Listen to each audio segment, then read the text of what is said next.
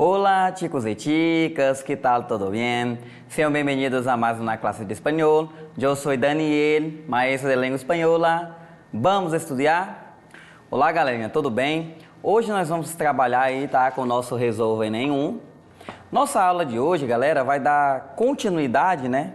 Eu falo sempre continuidade porque sempre a aula em questão ela é uma continuidade de aulas anteriores, de conteúdos anteriores e também de conhecimentos aí que vocês obtiveram ao longo da vida. Então nós estamos num processo contínuo, não deixa de ser, né?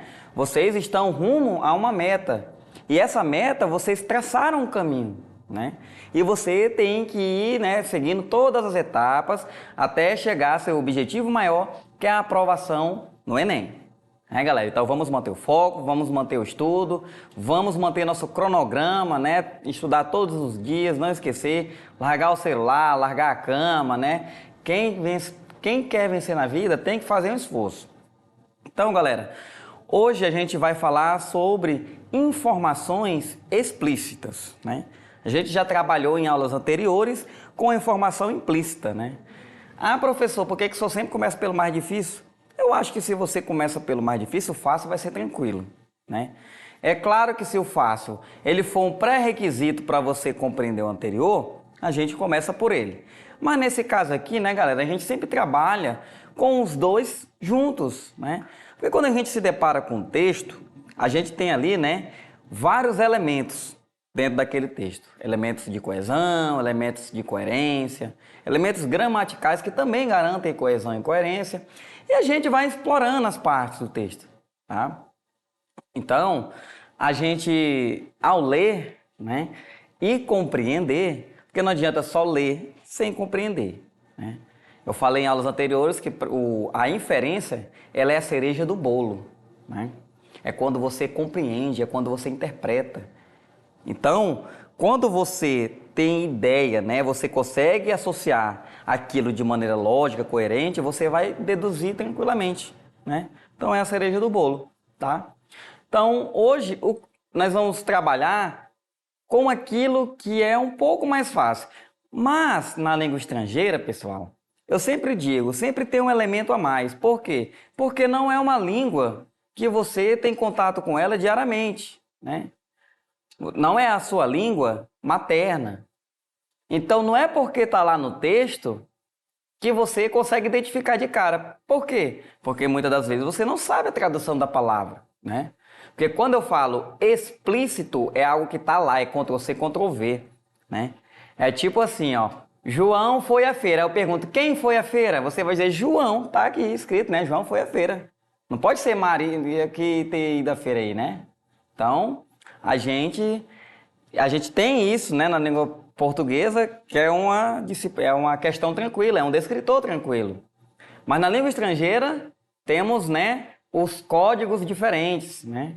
Então o código não é o mesmo da língua portuguesa. Então a gente tem que ficar atento também, tá? Porque nem sempre aquilo que está claro e explícito para mim vai estar para você, vai estar para o seu colega, né? Cada um encara de um modo aí, né? Cada um traz consigo para a prova aquilo que estudou, aquilo que aprendeu, tá? Então vamos lá, né? Slide na tela. A gente tem o texto aí, a questão é a 35, tá, galera? Do livro Resolve Enem 1, página 122. E aí temos o título, né? Chegará um tempo. Ou seja, chegará um tempo. Que tempo é esse? Não sei, não leu o texto ainda, né? A gente vai, primeiramente, para o enunciado. Eu sempre digo, é importante a gente dar uma olhada para o texto, fazer aquela técnica do scanner, ver o título ali, né? Ali a fonte não, perdão, as referências, né? Porque às vezes a referência ela diz alguma coisa, né? Às vezes vem de uma revista ou vem de um grupo que você já conheça, né? Isso facilita. Por exemplo, se a fonte ali é o El País, né, a referência é o El País, você vai saber que o El País, né, quem estuda língua espanhola sabe que é um marco aí, é um grande site, né, para você acompanhar as notícias, tanto do Brasil e do mundo, né, tem o El País Brasil também, tá? Então a gente dá uma olhada ali, né, superficialmente, e aí vai para o enunciado. Vamos ver o que diz o enunciado. Olha aí. Pelo que se percebe no cartaz, chegará um tempo, aí, né, tem ali o que tempo é esse? Aí tem as alternativas, em que os seres humanos se contentarão com a matança de um animal como um crime. Letra B, em que os homens verão o assassinato de um animal como agora vem o de um homem. Letra C, em que os seres humanos serão os reis das bestas. D, em que os animais valerão tanto quanto os seres humanos. E a letra E, em que os homens serão frutos de sua brutalidade, né? Temos aí o enunciado e as alternativas ali correspondentes, né, ao texto. Ou não, né? Porque se vamos procurar aquilo que está explícito, que está no texto, uma vai estar, outras não, tá? Então, antes de nos aprofundarmos na questão, vamos aí fazer um treinozinho, tá, galera? Fazer uma atividadezinha mais simples para a gente aí, né, entender o que de fato são as informações explícitas, o que é algo estar explícito dentro do texto. Então, de acordo com o nosso dicionário aí, né, dicionário.com.br, a definição para explícito é aquilo que está expresso, né, sem dúvidas e nem ambiguidades. Manifesta categoricamente a ordem explícita que está perfeitamente enunciado, claro, preciso, né? Ou seja, galera, do jeito que está perguntando, está respondendo, né? Não abre margens, né? O que está explícito, ele não dá essa margem para duplas interpretações, para ambiguidade, né? Para um entendimento fora daquilo que está lá. Então, é por isso que a gente fala de clareza, de objetividade, né? Geralmente, os textos informativos, né, que tem os tipos jornalísticos, né? Então, os textos periodísticos, que a gente chama na língua espanhola, eles trazem essa clareza e essa objetividade. Então, geralmente, quando o autor, né, cobra esse tipo de questão, ele traz um texto informativo, ele traz um anúncio publicitário, ou ele traz ali, né, uma reportagem. Ele puxa mais para esse viés. E quando ele escolhe um desses gêneros textuais, ele deixa a questão meio que óbvia, né? Mas e quando o autor ele traz um texto literário para trazer essa clareza? Aí é complicado, né, galera? Porque os textos literários, eles já têm esse cunho estilístico do belo, né? Então eles costumam escrever de forma rebuscada, né? De uma forma mais difícil, de uma forma mais culta, né? Escolhendo aí aqueles sinônimos que muitas das vezes você não sabe nem o que significa. Então, ele deixa a coisa um pouco mais trabalhosa. Embora estando explícito, mas dá um pouco de trabalho, né? Então, eu costumo dizer que os textos literários, eles trazem uma gama maior de dificuldade, tanto no implícito, quanto no explícito, quanto questões gramaticais relacionadas àquele texto, porque tem muito isso, né, de recurso de estilística, de a coisa não ser obrigatória, não seguir ali um padrão normativo da língua, né? Então, abre muita margem, né, para literalidade, para figuras de linguagem, né? Conteúdo esse que a gente vai estudar mais na frente, tá, galera? Então, vamos ver aqui, né? Dentro da nossa atividadezinha de brincadeira, chama de café com leite aí, ó. Temos olha, como eu digo, né? Um anúncio publicitário, tá ali. Temos uma bicicleta, né? Tá explícito ali. Isso aí tá explícito, tá ali a bicicleta. Eu não posso dizer que ali tem um metrô. Ou ali tem uma moto, né? Não faz sentido. Então, a bicicleta está explícita ali. Assim como todo o texto ali, o anunciado, né? Olha lá. Oferta, bicicleta de montanha. Aí tem o preço antigo aí, né? 700 euros. E aí tem um cortezinho, isso aí já é comum aqui no Brasil. Toda loja que vai, parece que tudo tá na oferta, né? A gente chega na loja, tá lá um preço lá qualquer e riscado e um preço novo, né? É uma estratégia aí dos vendedores, né? Dizer que tudo tá na oferta, sendo que nada tá na oferta, na verdade é tudo para você ser atraído, né? E isso é um dos propósitos da publicidade, atrair o consumidor, né? Mas ali temos, ó, um preço antigo, 700 euros, e uma nova preço ali, uma nova oferta, né? 499 euros, ou seja, 499 euros, que equivale aí, galera, em reais, isso aí dá o preço da minha casa, né? O euro vale É uma moeda bem mais valorizada do que o real, 5, 6 vezes mais aí, então é algo assim, se a gente fosse comprar com real, não daria, né? O poder de compra do real ali, equiparado ao euro ou ao dólar, é quase nada, tá? Então observe que há também ali, né, 499 euros ou 5 vezes é 100 euros, né? A crédito, né? Então tem um preço a crédito, né? E outro ali, né, que é à vista, ou à vista, né? Ou a prazo, que a gente chama aqui no Brasil, né? Então tá lá a propaganda, né? Mountain bike, ideal para tuas rotas, né, de montanha, ou seja, ideal para percurso de montanha. Bicicleta da marca Clodovic lá, ó. 26 ali é o tamanho do aro, né? Aro 26. Negra é a cor, a bicicleta preta, fabricada de acero, né? Ou seja, ela não é montada, ela já vem toda assim de fábrica, né? Aí tem a maior durabilidade, alta resistência para o dia a dia. Tem 18 velocidades, velocidade é as marchas, tá, galera? Então são 18 marchas, freios com a tecnologia, lá o nome da tecnologia, né? Que é VBTRS, que melhora a frenagem, né? Antes de qualquer imprevisto, ou seja, é quase que um freio ABS aí, né? A bicicleta. Se a gente fosse comparar com os nossos freios aí que estão disponíveis no mercado, tá? Então bem tranquilo, né, galera? Aí, observe, né? Um anúncio aí. E aí vamos fazer algumas perguntinhas agora aí para você ver se você está antenado. Eu pergunto para vocês aí do outro lado. Qual o preço ao cotado de la bici? Ih, professor, agora pegou. É cotado, é cortado, é? Qual o preço cortado? Ah, então é 5 vezes. Se é cortado, lembra prazo, né? Então, é 5 vezes. Esse é o perigo, galera. Observe. Cortado. Se a gente levar para a literalidade da língua portuguesa, cortado vem de corte, aí, né? Corta um, corta dois, eu posso cortar 5 vezes. Ah, professor, isso é o preço parcelado, só pode ser. Errado, galera. Cortado quer dizer à vista, tá? Cortado é uma expressão idiomática da língua espanhola que denota você pagar na hora, no cash, ou no Pix, ou no dinheiro. Né? Não tem negócio de a prazo, não. Ah, professor, agora pegou. É claro que se eu fosse o preço à vista, lá no texto, tá claro, observa lá, é 499 euros, não tem o que dizer. Mas eu ia ter dificuldade com essa palavra contado, né? Que lembra cortado, e não tem nada de cortado, né? É à vista, tá? Então, o preço cortado da bici é 499 euros. Segunda perguntinha.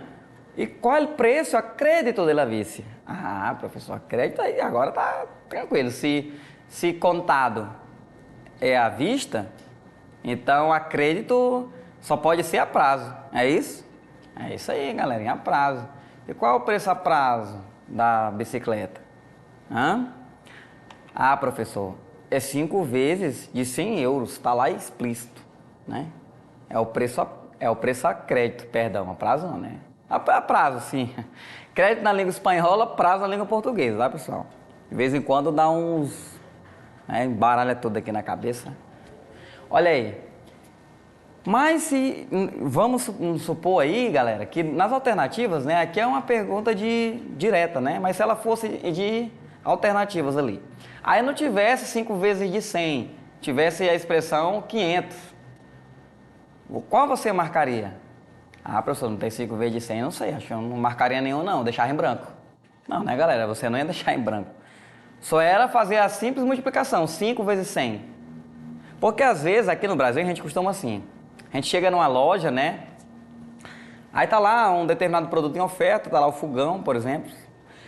Quanto é que tá esse fogão aqui? Ah, tá R$ 1.000, o vendedor diz, né? Aí eu digo, e a prazo? Aí ele vai dizer, ah, tá 11 vezes de 100. Mas qual é o preço dele a prazo mesmo, que dá no total, né? Ou seja, as 11 parcelas de 100, dá quanto? Ah, dá 1.100. Ah, então sai mais caro que a vista, né? A gente faz essa comparação. Quando a gente fala do a prazo, a gente quer saber o total que dá para ver quanto a gente pagou de juros a mais, né? Para ver se compensa. Então, tem muito disso aqui, né? Então, certamente, ah, professor, isso aí seria implícito. Então, não. É só você responder a multiplicação, né, galera? É uma questão matemática. Claro que se você não sabe multiplicar, aí teria mais dificuldade, tá?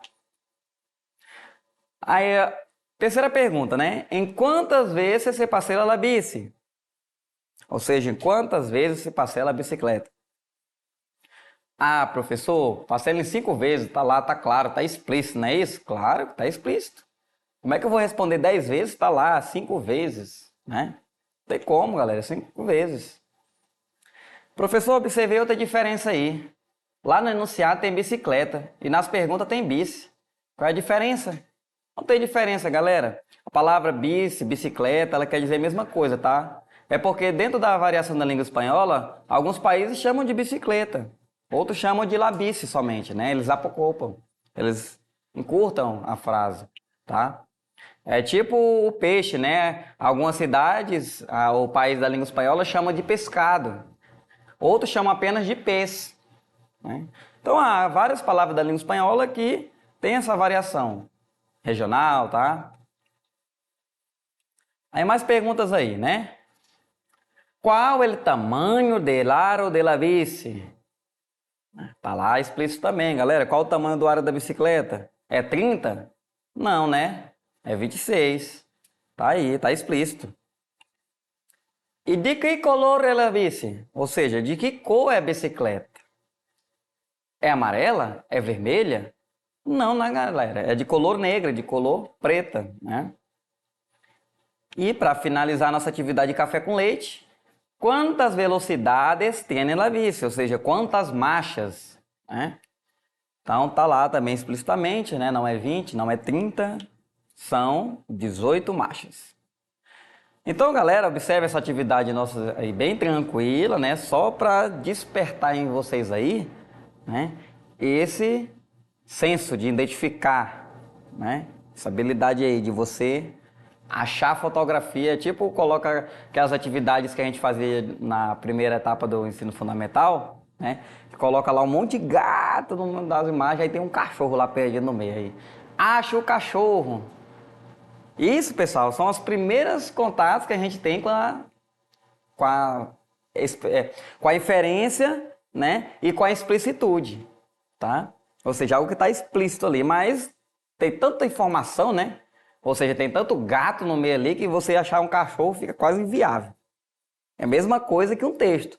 Tem tantas palavras ali na língua estrangeira que você não conhece, que muitas das vezes você achar uma informação ali fica meio complicado. A gente tem que pegar a lupa, né, e procurar. Mas é mais ou menos assim que a gente faz a questão, tá? Então vamos lá, voltando para o nosso texto. Então tá aí o enunciado de novo. Pelo que se percebe no cartaz, chegará um tempo que o quê? Né? Aí a gente pega aqui no texto, né? Então vamos ler um pedaço do texto aí, né, galera?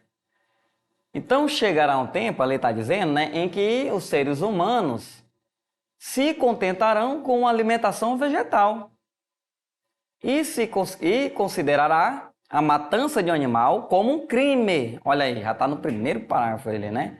Considerará, galera, lembrando, ó, a matança de um animal como um crime. Um crime o quê? Um crime igual o assassinato de um ser humano. Pronto, ponto. Ponto continuando ali. Não preciso ler mais nada, galera. Na primeira parte do texto, ele já está me dizendo que vai chegar um tempo em que matar um animal será igual matar um ser humano. As penas serão as mesmas, né? A visão social será a mesma. A atribuição de valor serão as mesmas entre um ser humano e um animal. Vamos ver se tem alguma alternativa nesse caminho? Vamos ver aqui no texto, né? Olha aí. Então vamos ver, né? Olha lá, alternativa A, de cara. Em que os seres humanos se contentarão com a matança de um animal como crime? É isso, galera? O ser humano vai se contentar com a matança do animal? Não, galera, é o contrário, né? A letra B, em que os humanos verão o assassinato de um animal como veio de um homem. Oh, exatamente. Eles vão colocar na balança e ambos terão a mesma proporção, né? É isso que o texto me disse ali no começo, no início. Então, galera, essa alternativa B, ela é a correta. Mas, professor, já marco de cara? Não, vamos ver os erros das outras, né? C, em que os seres humanos serão o rei das bestas. Ah, professor, pensa que os seres humanos é o rei da besta, então é essa daí. Não. Aqui é o que está explícito, no texto não fala nada disso. A D, em que os animais valerão tanto quanto o ser humano. Opa, valerão. Essa daqui, né, deixaria em dúvida. Mas, se a gente entender que eles só serão equiparados por quesito de valor, tá até correto. Mas não é o que está explícito, galerinha. Agora, se a questão fosse de algo que está implícito, eu poderia entender isso. Que eu só consigo dizer que matar um animal é crime, galera, a partir do momento que eu atribuo o valor de um ser humano àquele animal. Então, isso daí não deixaria de estar errado dentro de um contexto de inferência, né? Ou de interpretação e compreensão. Mas quando a questão se trata de algo que está explícito, e no texto não tem nada explícito dessa maneira aí. Está dizendo que chegará um tempo que a matança de animal será igual à matança de um homem. Está lá, na primeira parte do texto. Então, entre uma certa, galera, entre uma certa, né, e uma mais certa que a certa, eu fico com a mais certa que a certa. Porque está no texto. Porque a questão já me disse, né? O conteúdo aqui está claro, tá? Então, essa letra D aí, né, ela seria por uma questão de inferência. A letra E, em que os homens serão fruto de sua brutalidade, né? É uma questão também de interpretação, né? Lá poderia caber aí, ou seja, dentro da inferência, várias questões aí caberiam, tá? Mas nosso caso aqui não, nossa alternativa correta mesmo, letra B, Ctrl+C, Ctrl+V do texto, sem mais delongas. É isso, galera. Chegamos ao final de mais uma aula. Não esqueça de acessar a plataforma Eduque. Hasta luego!